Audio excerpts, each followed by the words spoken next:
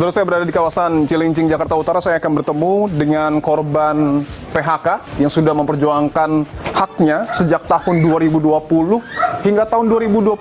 Artinya kurang lebih ada 4 hingga 5 tahun waktu yang ia butuhkan untuk mendapatkan haknya. Salah satunya adalah pesangon yang tak kunjung dibayar.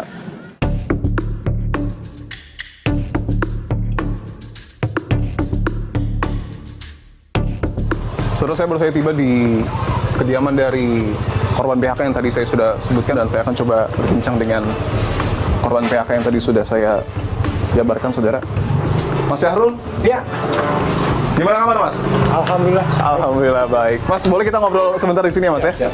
Sebelumnya saya mendapatkan informasi, Mas. Mas Syahrul ini adalah korban PHK di tahun 2020, betul ya, Mas? Betul.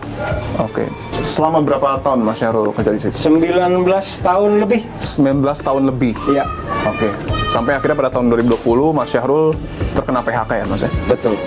Mungkin bisa diceritakan sedikit saat itu kondisinya Mas Syahrul diberitahu kah oleh pihak perusahaan atau satu pihak saja langsung melakukan PHK? Agustus 2020, semua elemen karyawan tuh dikumpulkan. Baik dari manajemen, dari pihak serikat pekerjanya juga dikumpulkan di satu ruangan. Kita boleh dibilang itu meeting akbar lah, rapat akbar. Si pengusaha bilang bahwa master per tanggal 31 Agustus tutup, tidak beroperasi. Artinya pada saat tutup tidak beroperasional, seluruh karyawan di situ sudah tahu akan di PHK? Setelah pertemuan di situ, hari berikutnya kita bikin perjanjian bersama, Mas. Perjanjian bersama? Bersama antara pihak pengusaha sama karyawan yang diwakili oleh serikat pekerja. Oke. Nah, kita bikin perjanjian yang kalau nggak salah ada 8 item, isinya bla bla bla segala macam. Kita dibayar 2 kali ketentuan, terus dibayar berdasarkan aset yang dijual secara bersama-sama segala macam. Kalau nggak salah 8 item di situ. Saya boleh lihat, mungkin ada berkasnya, Mas, soal perjanjian itu, boleh ya? Ada. Oke. Oke, boleh saya pinjam ya, Mas ya? Silakan. Oke, saya akan tunjukkan saudara. Ini tertulis dengan sangat jelas surat berupa perjanjian bersama yang kemudian disepakati ya, Mas ya, antara pihak perusahaan dengan Serikat Pekerja Nasional. Ada 8 poin, Mas ya. Dari 8 poin ini, Mas Syahrul, saya akan coba bacakan poin ketiga ya, Mas ya. Di sini tertulis bahwa terkait dengan penutupan perusahaan, sesuai poin 1, maka pihak pengusaha memberikan hak atas pesangon kepada para pekerja sesuai dengan pasal 156 Undang-Undang 13 tahun 2003 setelah dilakukan penjualan aset secara keseluruhan. Dan ini juga ditandatangani secara lengkap ya, Mas ya, oleh Ketua Serikat Pekerja Nasional dan juga Komisaris Beserta para saksi perusahaan dan juga beserta saksi. Artinya secara kesepakatan, secara formal ini sudah disepakati oleh kedua belah pihak. Tapi sampai dengan saat ini sudah diterima pesangonnya? Alhamdulillah belum.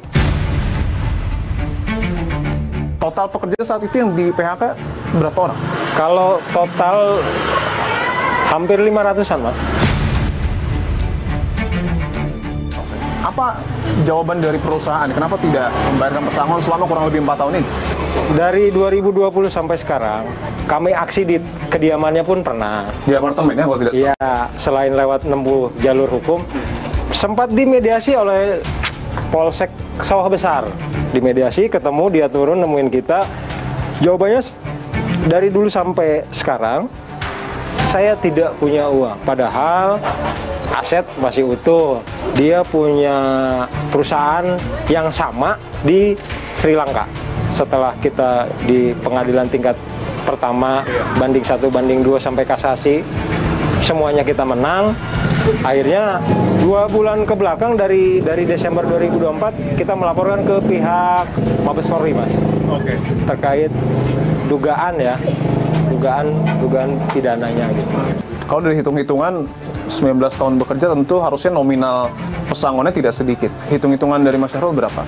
Yang harus didapat oleh Mas Syahrul? 133 juta. Kalau 2 kali ketentuan ya. Oke. Kalau 2 kali ketentuan 133 juta tentu nominal yang akan sangat membantu jika pesangon itu dibayarkan kepada Mas Syahrul ya. Ya kalau itu sampai cair ya mudah-mudahan ya, Mas ya. Gitu, mudah-mudahan ya, alhamdulillah. Mungkin buat ya recovery kehidupan yang udah kayak gini lah, carut marut. Setelah di PHK, Mas, cara Mas Syahrul bertahan hidup bagaimana? Serabutan, Mas. Apa yang jadi duit saya sikat. Saya nggak pandang besar kecilnya tuh uang ya, penting ada buat makan anak 3, istri 1 gitu. Jadi kalau hari ini kita dapat, belum tentu kita besok. Bahkan saya harus berpikir keras tuh, besok nyari uang kemana.